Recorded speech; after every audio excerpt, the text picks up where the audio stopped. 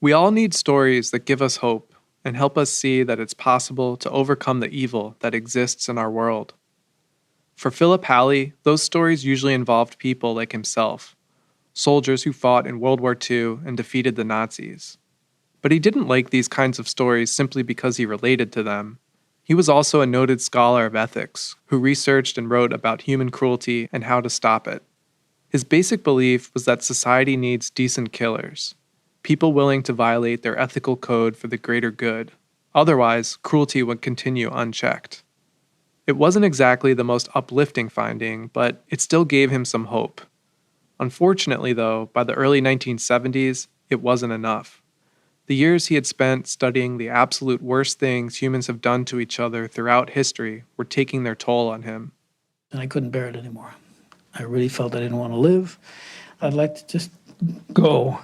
This is Philip Halley speaking over a decade later in a 1988 documentary called Facing Evil. The world was just unbearable. Trying to snap himself out of it, he took a World War II book off his shelf, wanting to read something about the French resistance. It was a subject that had always given him some comfort. After all, those French fighters embodied his decent killer's belief. And I opened the page and I started reading, and my cheeks started itching. I reached up and my cheeks were covered with tears. To his astonishment, they were actually tears of joy, and also surprise. He thought he had read all there was to know about the French resistance, but the page he had turned to was about something completely different than the armed guerrilla fighters that roamed France during the final years of the war.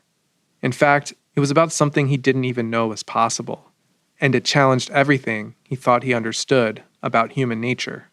And I was reading about a little village of Le Chambon, and reading about the way this little village saved people's lives without killing or hurting or hating anybody.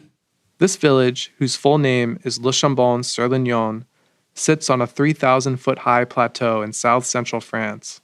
And during the war, its people, along with those of several surrounding villages, sheltered, fed, and protected around 5,000 refugees, including 3,500 Jews. Even more incredibly, they did this while openly rejecting Nazism, as well as its collaborators in the French Vichy government. Their gray little church, perched on a high mountain, on a plateau on a high mountain, was like a battery, charged with love, charged with such a power of love, that the Germans were disarmed in the literal sense. Their arms weren't relevant. Reading about this village was an instant relief to Halley. He was finally seeing a way out of his grim worldview.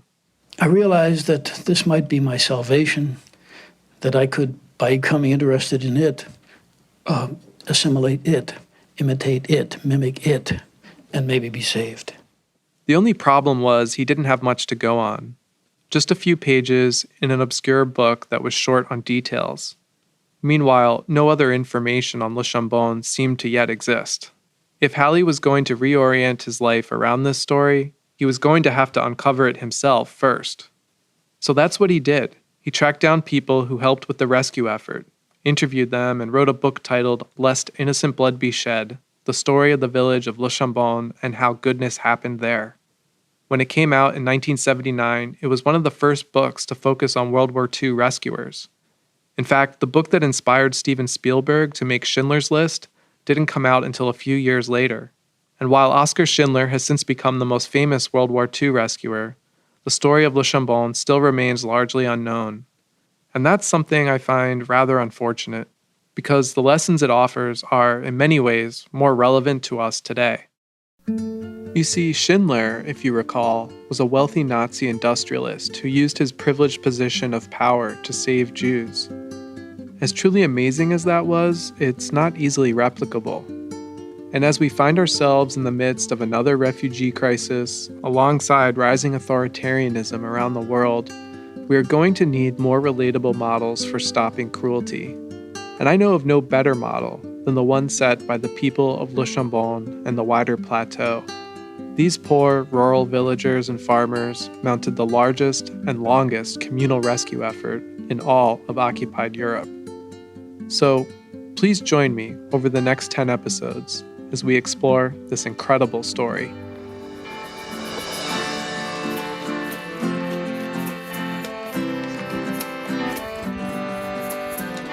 From Waging Nonviolence, I'm your host, Brian Farrell, and this is City of Refuge.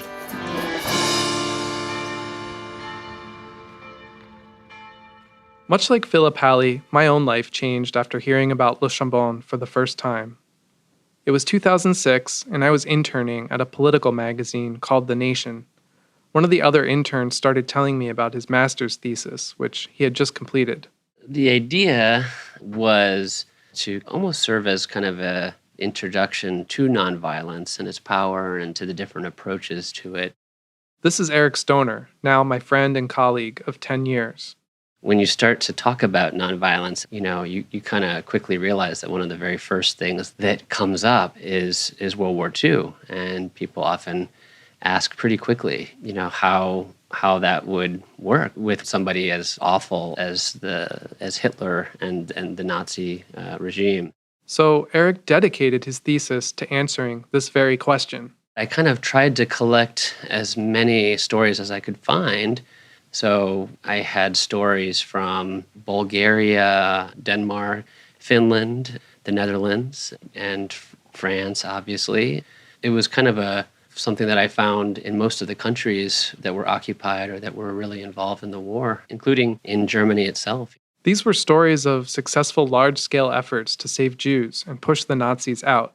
And most of those stories have been ignored or almost wiped out of our traditional history books and tellings of World War II. All this was pretty eye-opening for me.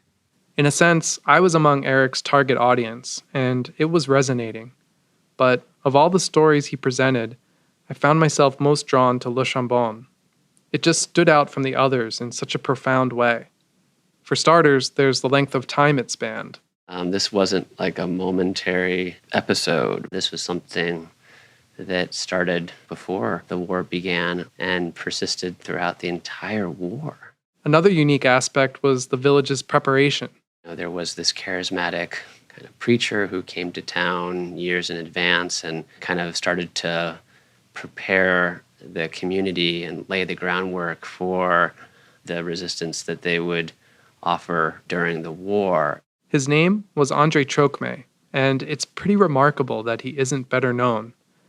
This was a man who actually refused, even under the threat of arrest and deportation, to turn over the Jews hiding in his village. In fact, he actually told the state official threatening him, "We do not know any Jews. We only know human beings."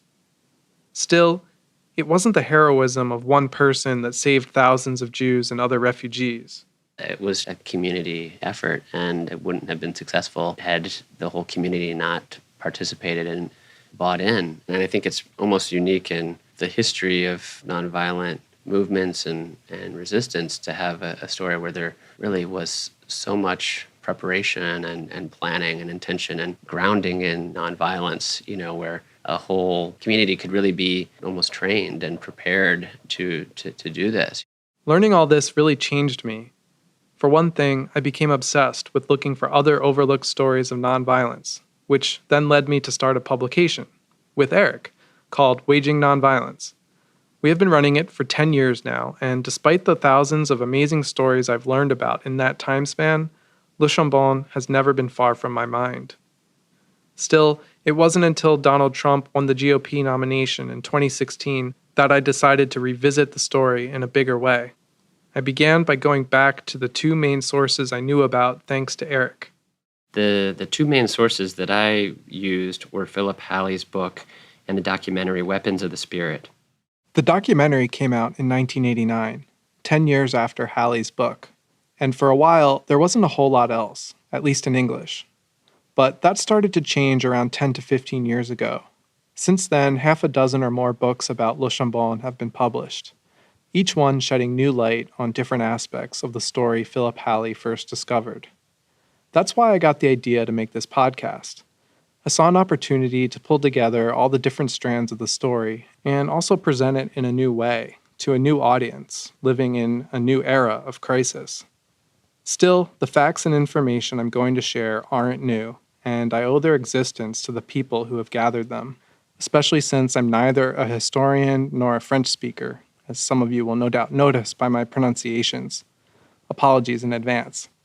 In any case, despite the trove of information I have to draw from, there's one thing I found that none of my sources mention, and it's the perfect thing to start off with, in that it's a recording of Le Chambon's charismatic preacher, André Trocmé.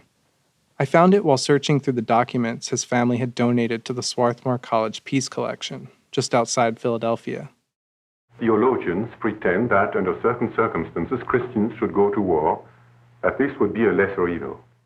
The recording is from a short film made in the 1950s by the Fellowship of Reconciliation, an interfaith peace organization that still exists today. I want to tell you that this teaching about the lesser evil is wrong. He appears as a tall, middle-aged man, bald and bespectacled, but clearly very commanding. And while much of what he says in this film is about the Cold War, he actually takes a few moments to talk about Le Chambon. The Jews were there around us. They came at our door, asked for protection. To my knowledge, this is the only recording of André Trocmé talking about the rescue effort, in French or English. We could have delivered them in the hands of the police. We were told that it wouldn't be wrong, that they would be taken care of by people in the east of Europe. It was all a lie. We tried to save them. We didn't take arms. Around us, the French resistance movement would take arms.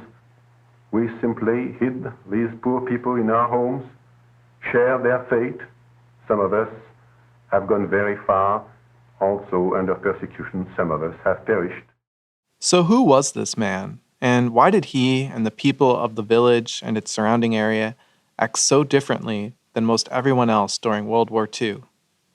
Well, that's something I'll be answering over the next few episodes. But rather than start from the beginning, I want to take you to a key moment in the middle of the story, just to give you a better sense of how unique this place really was. But first, a quick warning. I'm going to cover some unsettling aspects of World War II history and persecution in this next part. If that's something you'd like to avoid, skip ahead to the 15-minute mark.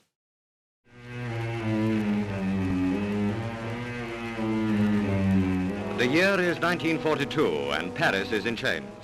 It had been 2 years since France had surrendered to Germany, dividing the country into two zones. The northern 3/5, which included Paris, was known as the occupied zone and was controlled by the Nazis. Meanwhile, the southern or unoccupied zone was the base of operations for the new French government, known as Vichy, because that was the name of its capital city. The Vichy government was right-wing, authoritarian, and in full collaboration with the Nazis. Immediately after taking power, Vichy leader Philippe Pétain began signing anti-Jewish laws into effect, laws that were initially harsher than those of Nazi Germany. This was cruel irony to the many foreign Jews who had fled west to France before the war to escape the Nazis. They were the first to be imprisoned in France's internment camps. But by the summer of 1942, with Hitler's final solution underway, no Jews, foreign or French, were safe.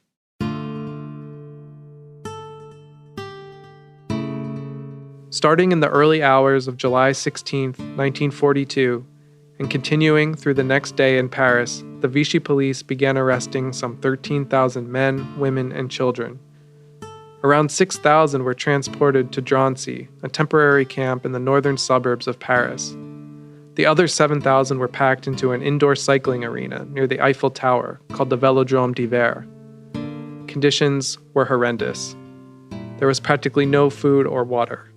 Everything had been sealed shut. There were not enough bathrooms and no clean accommodations.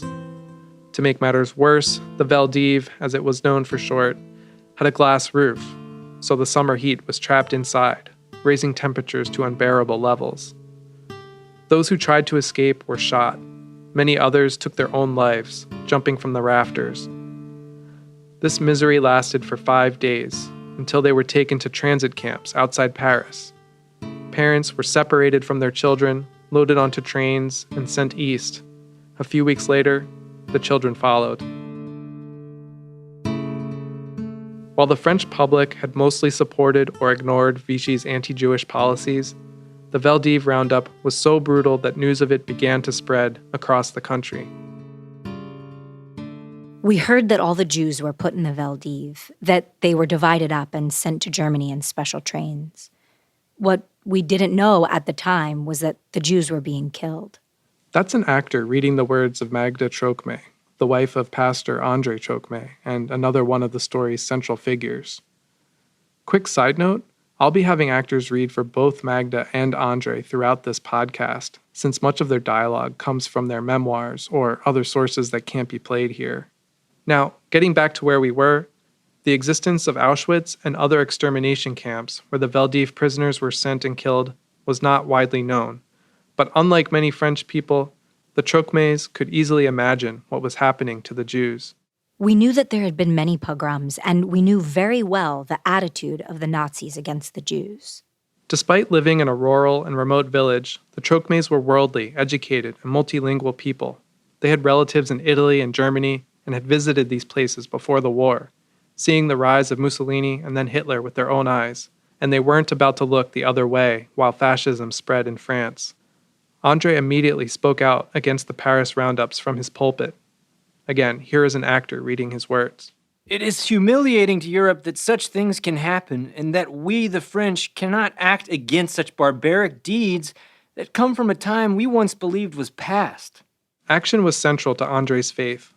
To him, being a Christian meant being actively engaged in issues of justice and making peace a reality, which is why he had been working since before the war had even started to prepare for and counter the currents of violence and hatred. His biggest accomplishment had been co-founding a school in Le Chambon with the very unique aims of promoting international unity and nonviolence. When Vichy took power, the school wasted no time teaching the students about Gandhi's concept of non-cooperation. It was suggested that we put a picture of Marshal Pétain on the wall. We decided not to do it. It was a small disobedience, but then we started to be more disobedient. They refused to do things like salute the flag and ring the church bells on Pétain's birthday. More and more we would disobey. We had a habit of doing it. Eventually, at Andre's urging, Le Chambon began sheltering refugee children who had been released from the camps thanks to the efforts of various aid groups. Other refugees came on their own. Why? Because we were in the mountains, because someone had spoken, perhaps, of a minister who at the time had funny ideas. By the time of the Veldiv roundup in Paris in July 1942, word of mouth had played a major role in establishing Le Chambon as a safe place for refugees. But, importantly, that word had not yet reached the authorities. Of course, they couldn't expect it to remain a secret for long. And the first sign that it wouldn't was a notice from the regional prefect, a man named Robert Bach. He was sort of like the governor of the Haute-Loire region where Le Chambon is located.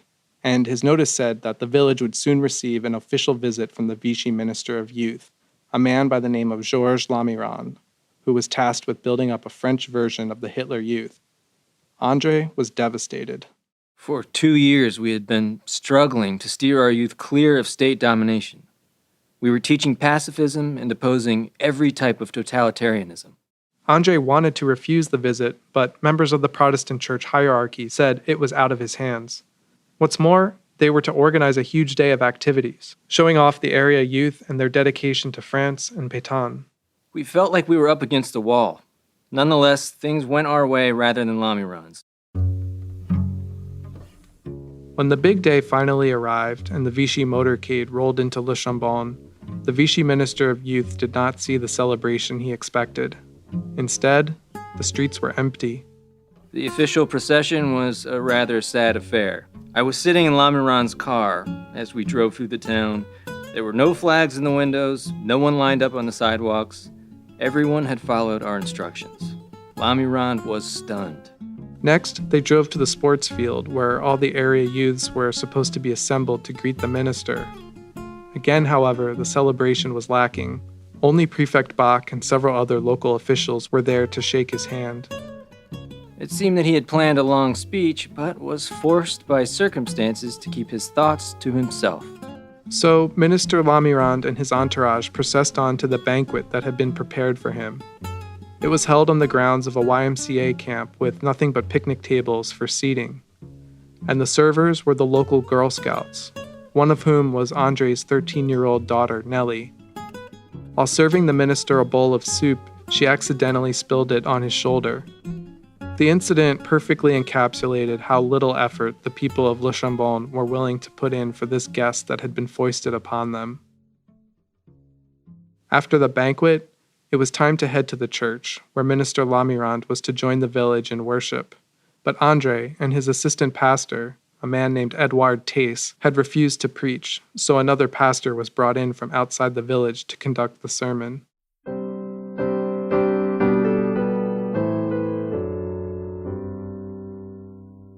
He did a wonderful job, kept his sermon short, and summarized the position of the church. Obedience to the state, on the condition that the state did not obligate one to violate the laws of God. It was a subtle dig at the minister, who already must have felt quite uncomfortable in the church. After all, he was Catholic, like the vast majority of France, and was not familiar with Protestant services. To make matters worse, I passed him a hymn book and pointed to the verses. Awkwardly, he tried to sing, the poor man. finally, the service came to an end. Minister Lamirand must have wanted to cut his losses and head back to Vichy, but the village had one more thing in store for him. A delegation of 12 older students from the International Peace School had a message they wanted to read. While it was presented as their own, it was more than likely written by Andre. So I present it here in his voice. Mr. Minister, we have learned about the horrifying events that took place in Paris 3 weeks ago, when the French police, obeying orders given by the occupation forces, arrested in their homes all of the Jewish families of Paris and shut them inside the Veldiv. Fathers were torn from their families and deported to Germany. Children were wrenched from their mothers who suffered the same fate as their husbands. Knowing from experience that decrees of the occupying forces are, in a short time, imposed on non-occupied France, where they are presented as spontaneous decisions made by the head of the French state, we are afraid that the deportation of Jews will soon be applied in the southern zone of France. All this was no doubt shocking to Minister Lamirand and the local officials in attendance. But then came something completely unfathomable in World War II-era Europe. We want you to know that there are, among us, a certain number of Jews. Now, as far as we are concerned, we do not make any distinction between Jews and non-Jews. That would be contrary to the teaching of the gospel. If our friends, whose only offense is to have been born in another religion, receive the order to let themselves be deported, or even be subject to a census, they will disobey those orders, and we will do our best to hide them in our midst. According to Andre, the Minister of Youth turned pale and simply said, "These matters are none of my business. You should speak to the prefect." Then he quickly turned and walked away to his car. Prefect Bach was standing right there, and he was enraged. He also had a good guess as to who was behind the letter. Turning to Andre, he said, "Reverend Trocme, this was supposed to be a day of national harmony. Instead, you have created division." It's hardly a question of national harmony, I answered, when our friends are threatened with deportation. Bach countered by saying, "I've received my orders and I'll carry them out. The foreign Jews living on the plateau are not your brothers. They're not part of your church, and they're not part of your country." He then went on to insist that deportation was for their own good. Citing none other than Hitler himself, Bach said the plan was to send the Jews to Palestine, where they could live normal lives, separate from the Europeans. Many French people believed in what the Vichy government had said. That's Magda Trocme again, Andre's wife. They believed that Hitler was organizing a kind of Israel center for the Jews in Central Europe. But the Trocmes knew better. We knew enough to imagine that this wonderful Israeli state in Central Europe would not be the kind of place that we would appreciate, that the Jews would appreciate. Prefect Bach then demanded that Andre give him a list of all the Jews in Le Chambon. Andre, seemingly without thinking, then uttered a phrase that has become one of his most memorable. The phrase I read at the beginning of this episode. We do not know any Jews. We only know human beings. A threatening expression came over Bach's face, and he told Andre, "If you are not careful, it is you who will be interned in a camp." Then he turned and went back to his car. So there it was. In 1942, no one knew what the Jewish deportation would result in. What we did know was that handing over one of our fellow men, who had trusted himself to us, was wrong.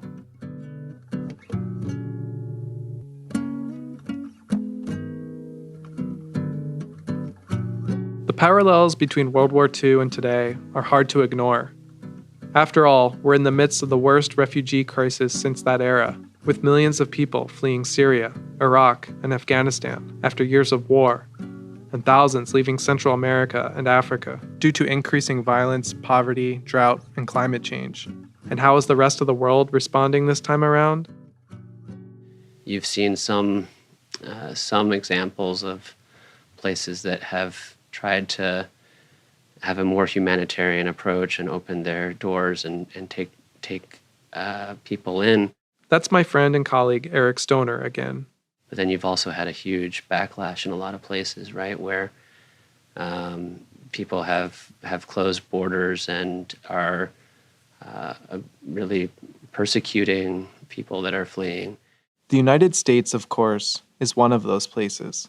Since Trump took office, refugee resettlement has declined sharply, from a world-leading 97,000 in 2016 to the historically low level of 23,000 in 2018.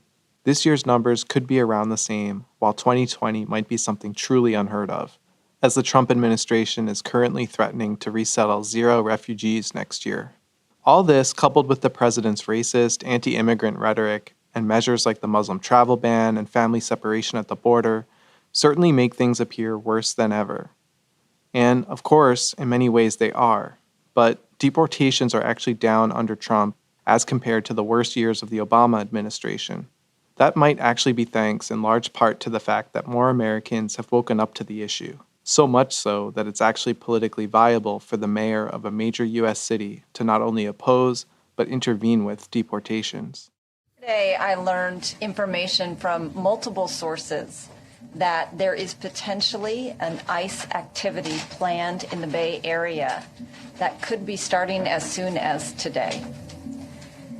My priority is to keep this community safe. That's Oakland, California Mayor Libby Schaaf at a press conference last year, warning residents of a possible raid by ICE, the Immigration and Customs Enforcement Agency. When I heard it, I felt reminded a little bit of André Trocmé and the spirit of resistance and rescue in Le Chambon. I also felt that if communities are going to be leading the way, more people need to know and learn from the story of Le Chambon.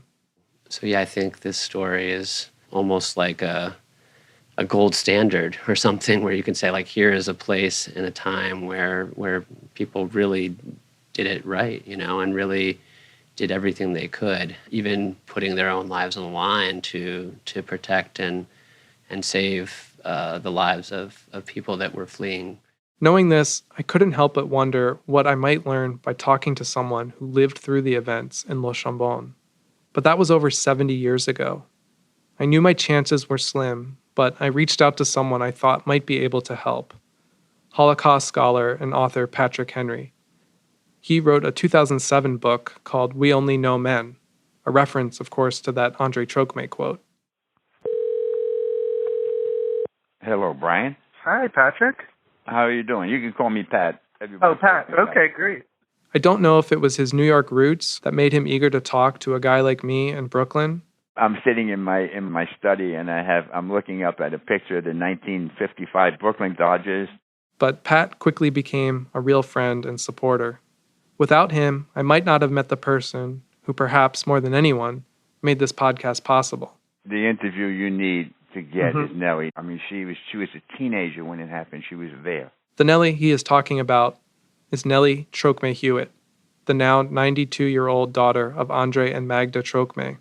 Though she hates being remembered for it, as I would soon find out, she was the one, you'll recall, who spilled the soup on that Vichy official. I think Nellie is kind of like the beacon. Once you interview Nellie, I think you're going to see the path you need to take. So, with Patrick's help, I got in touch. Greetings. You have reached a voicemail for Nellie Hewitt. Thank you for leaving a message. Merci de laisser un message. Au revoir. It was hard to believe I was going to soon be speaking to the daughter of Magda and André Trocmé, someone who knew them and lived through this incredible story of resistance and rescue 3/4 of a century ago.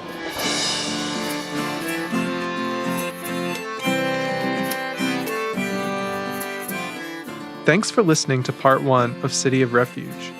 Over the next 9 episodes, we'll explore the inner workings of this incredible story of resistance and rescue. We'll also meet people who witnessed the events, and we'll examine the lessons it offers us today.